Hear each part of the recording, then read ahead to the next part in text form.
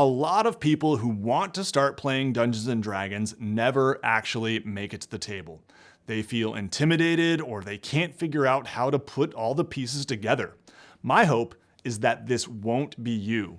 In this video, I want to make your first steps into D&D as smooth as possible and get you playing. I'm going to show you the 2 easiest ways to start and what you actually need to begin. I'll also talk about how you can go beyond D&D into the wider world of tabletop RPGs. My name is Nate, and this is WASD 20. Here, I help people get into tabletop role-playing games and really make the most of this amazing hobby. Whatever has piqued your interest in D&D, welcome. It is so much fun. It's an amazing way to be creative and spend time with your friends. And if you feel at all intimidated, I just want you to hear this up front. You can do this, and it is worth it. Before we actually talk about how to start, we need to clear up one thing: what D&D actually is, and really importantly, what it's not. Because once that clicks, almost everything else gets easier. When you see little miniatures and maps and dice, you might be led to believe that Dungeons and Dragons is a board game, but it's not. It's a tabletop role-playing game. This is a much more fluid and free-form experience in which you and your friends are not just moving around on a board and killing monsters. Rather, you are interacting with a setting in a very dynamic way. And the main action of the game is just taking place in your imaginations as you describe things together, make choices, and collaborate on a story of epic adventure. The miniatures and maps are actually completely optional in D&D, and they're only really useful in combat just to show positioning. The only things you need to play D&D are a player's handbook, which is the core rulebook for the game, character sheets that list your abilities, gear, and more, and these funny-looking dice that we use to resolve actions whenever an outcome is uncertain. Another important thing to understand is that Dungeons & Dragons generally requires a dungeon master who sets scenes and describes the game world, as well as controlling the monsters and non-player characters, or NPCs. This person provides a starting point for the story and setting, and they also act as a sort of referee, adjudicating and sometimes interpreting the rules. The other players generally only control one character, and they try to roleplay this character authentically, making decisions based on what the Dungeon Master has described. The goal of the Dungeon Master is just to facilitate a satisfying game experience for the group. They are not trying to defeat the players, but they do usually want to challenge them, because overcoming challenging obstacles is part of the fun. Danger is exciting. The reality is the DM could literally crush the players at any moment by describing a catastrophic earthquake or something, but that probably wouldn't be a very satisfying game experience. To use a popular example, Eddie Munson from Stranger Things embodies a really cool balance of trying to challenge the players and strike fear into their hearts, while also celebrating with them in their victories. That's why we play. Some of this is a matter of style and preference, but I think most of us find that to be a pretty solid way to run the game. Now, I've talked to some people over the years who are disappointed by the need for a DM, and sometimes people just all want to be players together. But I think being a dungeon master is such a great way to spend time with your friends, and having this one player who puts in some prep work and can host a great experience is part of what makes a tabletop RPG so special. I really enjoy being the DM, and I encourage almost everyone to try it. It's also great when you can find a group where people can take turns DMing, and the starter set actually encourages that. Now that you understand what D&D is, let's get practical. What do you actually need to start? Now, again, you could just buy the player's handbook. That's really all you need.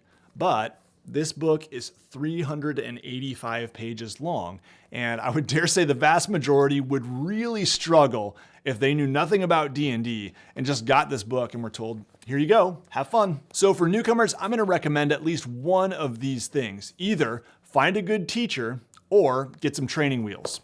First, a good teacher. By this, I mean an existing experienced dungeon master or group. Someone who can show you the ropes and let you jump in and just learn by playing. In my opinion, that really is the best way to do it. However, I do recognize that this is a luxury. Not everyone has someone in their life who already knows how to play D&D. I know that in my town, there is actually a board game lounge that has tabletop RPG nights every Sunday, and they're free. So I do recommend checking out your local scene. Check your libraries, game shops, coffee shops, go to meetup.com, see if there's any local groups, just see what you can find. If you're in a place where local options are non-existent, try online groups. Just Google Find a D&D group, and there will be lots of options out there. You'll likely have an easier time finding a good group if you're willing to pay a little bit. And StartPlaying.Games is a website that I've actually never used, but I've heard is really good. They do have some free options, but a lot of GMs seem to charge in the neighborhood of $20 to $25 per player per session. I understand that not everyone is in the position to pay that, and you may find some good free options. But it is worth considering. This hobby is amazing. This could be some of the most fun you've had in your life. Is it worth investing some money in to help you get started? For that matter, you and all your friends could get together and find a campaign with a paid dungeon master. On StartPlaying.Games, there are games ready for players with GMs who have great reviews. Another solid online option is Roll20, so I recommend you check that out too. I do prefer playing in person. I think it's a really amazing experience, but that's not an option for you. Try online. I've had a ton of fun personally playing online as well, and I've actually made some really good friends. If you don't think finding an experienced dungeon master is the best option for you, you can learn to run a game for your friends all by yourself. But again, the player's handbook is not super approachable for most newcomers. I think there are people out there who have that sort of incredible mind that they could digest this book and come out on the other side ready to run a game, but I think those people are really rare, and I certainly was not one of them. So let's talk training wheels. What I'm talking about here is a starter set.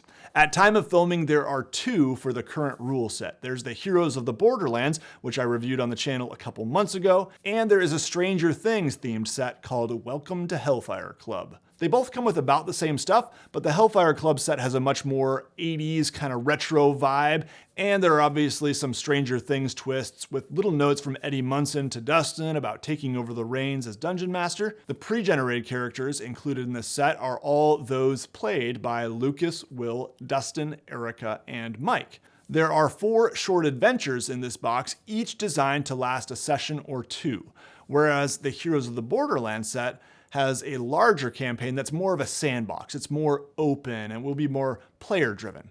I actually don't love the feel of the Heroes of the Borderlands adventure, but it is more content. It comes with a lot more maps, and that sandbox does allow for a little more freedom and exploration.